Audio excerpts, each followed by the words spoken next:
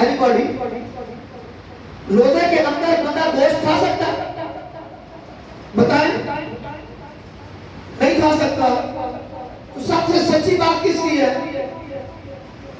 اللہ نے کہا صدق اللہ، سب سے سچی بات اللہ کی ہے.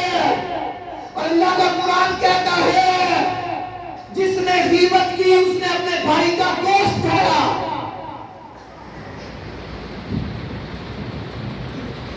ایسے روزے جس نے رکھے ہیں اللہ سے مبارک ہے.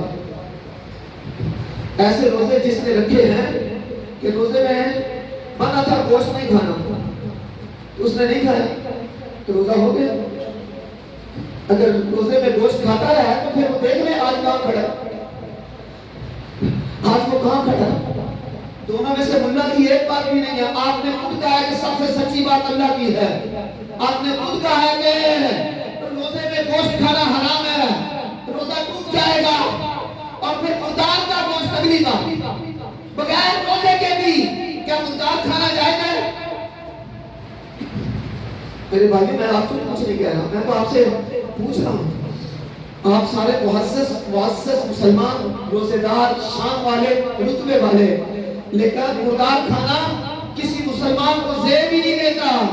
وہ بھوک سے مرنے کو تیار ہوتا ہے، مردار نہیں کھاتا. یہ بات بھی میرے رب نے کہا ہے کہ گوشت بھی مردہ بھائی کا. اگر کوئی روزہ رکھ کے مردہ بھائی کا گوشت کھاتا رہا ہے تو آج وہ اپنے آپ کو کس طرح روزے دار کہتا ہے؟ آج وہ عید والے دن کیا لینے آیا ہے؟ جبکہ رب کا کوئی ہے جس نے روزے رکھے. مولا علی کہتے ہیں اور رمضان کی طرح تو زندگی گزار ہے. پھر علی تجھے کہتا ہے تیری موت نہیں ہوگی، عید ہوگی. اس دن تو وہ مرے گا نہیں، اس دن تجھے عید ملے گی.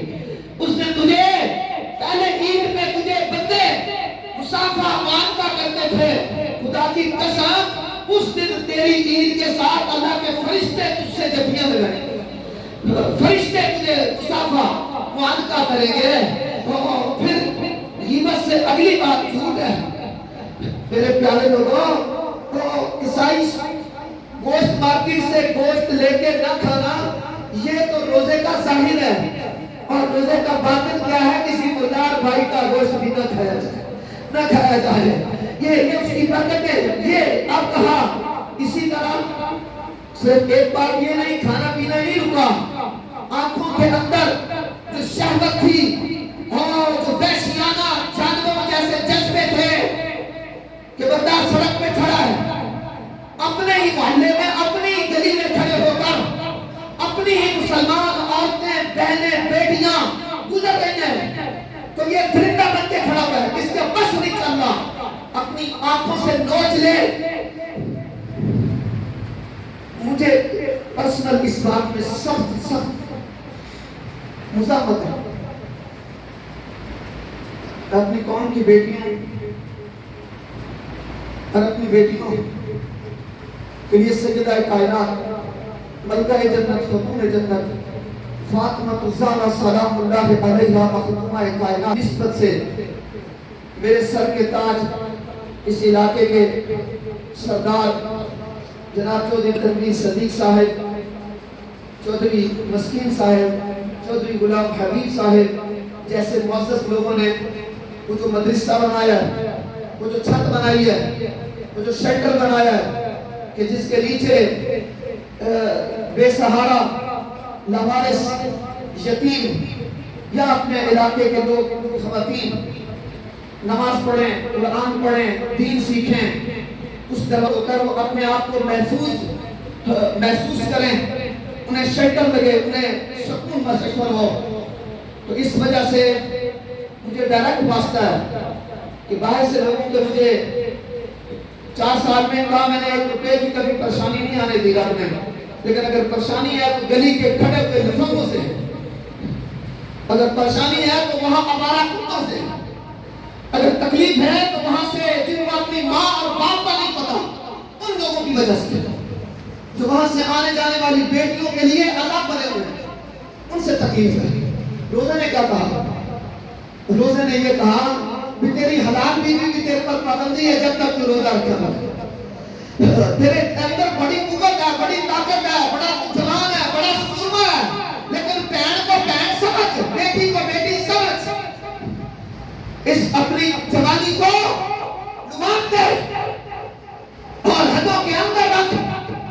روزے نے تربیت دی، روزے نے بندے کو سوار دیا، سنا کر دیا، اور میرے علی نے کہا او سنے ایسے روزہ رکھ کے آنا تو ایسے نوجوان کی جوانی کردار پہ فرشتے سلام کریں، کیونکہ فرشتوں نے تو کہا تھا یہ خون خرابہ کرے گا، یہ تو دنگا فساد کرے گا، یہ تو لڑائی جھگڑے کرے گا، یہ تو عزتوں کے آبدیزیں توڑے گا، یہ تو عصمتوں کو پائمال کرے گا، یہ تو کسی کے گھر کے آنگن میں آگ لگائے گا۔ ہم نے کہا ادھر دیکھ رہے ہیں، یہ وہی بندہ ہے، یہ وہی انسان ہے